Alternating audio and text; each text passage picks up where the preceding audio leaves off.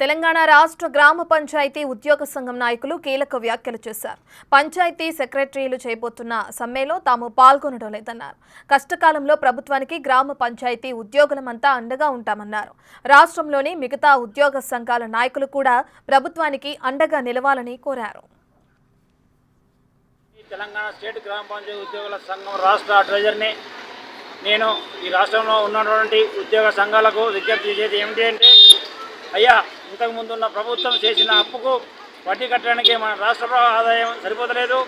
అంతేకాకుండా కేంద్రం నుండి మన రాష్ట్రానికి రావాల్సినటువంటి నిధులు కూడా రావట్లేదు. ఇన్ని ఇబ్బందులు ఉన్నప్పటికీ మన రాష్ట్రాన్ని ముందుకు నడుపుతున్నటువంటి మన ముఖ్యమంత్రి గారికి ఇలాంటి కష్ట సమయంలో మనమందరం ముఖ్యమంత్రి గారికి అండదండంగా ఉండి సమ్మెకు పోకుండా ప్రభుత్వానికి అండగా నిలబడడానికి ఉద్యోగ సంఘాల నాయకులను నేను విజ్ఞప్తి చేస్తున్నాను. శ్రీకాంత్, తెలంగాణ స్టేట్ గ్రామ పంచాయతీ ఉద్యోగుల సంఘం రాష్ట్ర అధ్యక్షుడిని. గ్రామ పంచాయతీ సెక్రటరీలు సమ్మెకు వెళ్తున్నారని, గ్రామ పంచాయతీ సెక్రటరీలు మాత్రమే చాలా కష్టపడుతున్నారని, గ్రామాల్లో ఎన్నో ఇబ్బందులు పడుతున్నారని మీడియా ద్వారా నిన్న చూసాము.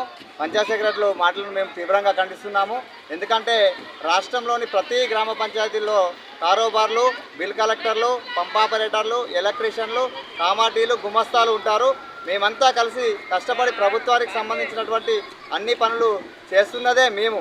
ప్రభుత్వానికి వెన్నుదన్నుగా నిలబడి కష్టపడుతున్నది మేమైతే పంచాయతీ సెక్రటరీలు కష్టపడుతున్నారని, ఇబ్బందులు పడుతున్నారని తెలిపిన విషయాలను మేము తీవ్రంగా ఖండిస్తున్నాం. అంతేకాకుండా గ్రామ పంచాయతీ సెక్రటరీలు చేయబోయే సమ్మెలో తెలంగాణ స్టేట్ గ్రామ పంచాయతీ ఉద్యోగులు దాదాపు 50,000 మంది పాల్గొనడం లేదని తెలియజేస్తున్నాము.